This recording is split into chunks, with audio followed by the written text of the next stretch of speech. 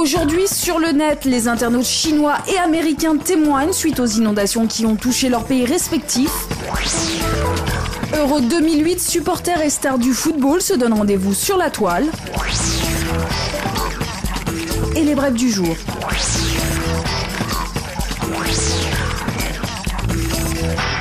Inondations meurtrières dans le Midwest américain et dans le sud de la Chine. Dans chacun des cas, les internautes ont témoigné de l'étendue des désastres via le web. En Iowa, à Cedar Rapids, 24 000 personnes ont dû quitter leur maison suite à la rupture d'une digue. Un habitant a créé ce blog sur lequel il parle depuis le début des intempéries de la montée des eaux dans son quartier. Il explique par ailleurs que l'eau potable commence furieusement à manquer.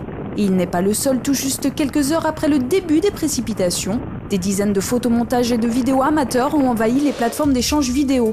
Dans le sud de la Chine également, les internautes ont témoigné suite aux inondations qui ont fait 55 morts et 1 million de déplacés. Ce blogueur explique que l'eau est montée si rapidement que les habitants n'ont pas pu s'y préparer. De nombreuses vidéos amateurs viennent conforter ce constat, comme dans ce document filmé de nuit, ou celui-ci démontrant l'ampleur des dégâts dans certains villages.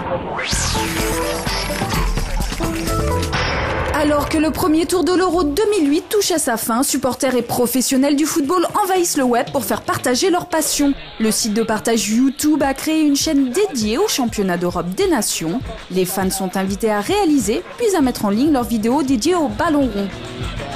Les supporters ont également créé des réseaux pour soutenir leur pays sur Facebook. À la veille du match France-Italie, un internaute a lancé le groupe de ceux qui se demandent s'il y aura un autre coup de boule pendant la compétition. Et pour ceux qui prévoient de se rendre en Autriche ou en Suisse pour voir les matchs, Google Maps propose des informations pratiques sur les villes et les stades qui accueillent les rencontres. Enfin, certains joueurs profitent aussi de l'occasion pour se mettre en scène. Avant le match France-Italie, le joueur français Franck Ribéry lance une série de défis à l'italien Luca Toni, son partenaire de club mais adversaire pendant l'Euro.